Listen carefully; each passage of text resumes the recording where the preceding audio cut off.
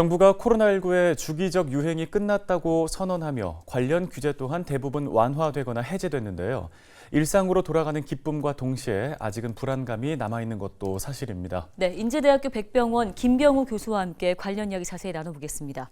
자, 교수님, 먼저 정부가 코로나19 주기적 유행이 끝났다고 선언했습니다. 시기적으로 볼 때 좀 적절하다고 보시는지요? 네, 지난 5일 세계보건기구와 11일 미국에서 코로나19 공중보건 위기 상황 해제를 선언한 바 있는데요.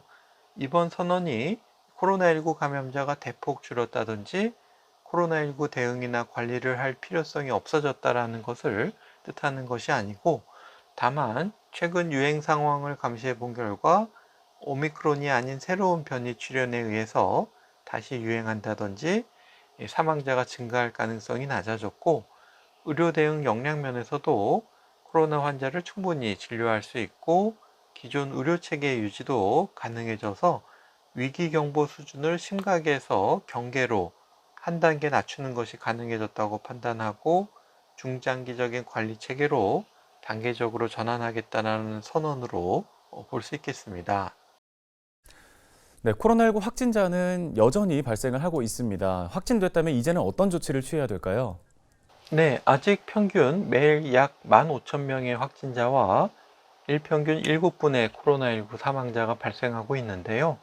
코로나19는 여전히 면역 저하자, 기저질환자, 어르신 등 고위험군 분들께는 중증 위험이 높고, 특히 우리나라에서는 여러 환자가 입원하는 다인실 구조의 입원실, 중환자실, 응급실이나 요양원, 요양병원 등에서 원내 감염 전파가 언제든지 일어날 수 있는 위험이 여전히 남아 있습니다. 현재 확진자는 격리기간이 7일 의무인데요. 6월 1일 또는 조금 더 일찍부터 격리기간은 7일에서 5일로 단축되고 의무에서 권고로 완화됩니다. 의무 격리는 없어지지만 의료기관에서는 다른 환자에게 감염 전파 위험성이 있기 때문에 자발적 동의에 따라서 의료기관에서의 격리 조치는 유지됩니다. 또 확진자에 대한 현재 치료제 무상 공급이나 입원 환자 치료비 지원도 당분간 지속되고, 중위소득 100% 이하 가구나 종사자 수 30인 미만 기업을 대상으로 하는 격리 지원금 제도도 당분간 유지됩니다. 네, 코로나19가 다시 유행할 가능성에 대해서는 어떻게 보시는지 궁금합니다. 또 일상생활에서의 주의사항도 함께 말씀해 주실까요? 2022년 3, 4월에 대유행이 있었고, 그 이후 오미크론 하위 변이에 의한 재유행이 있었는데요.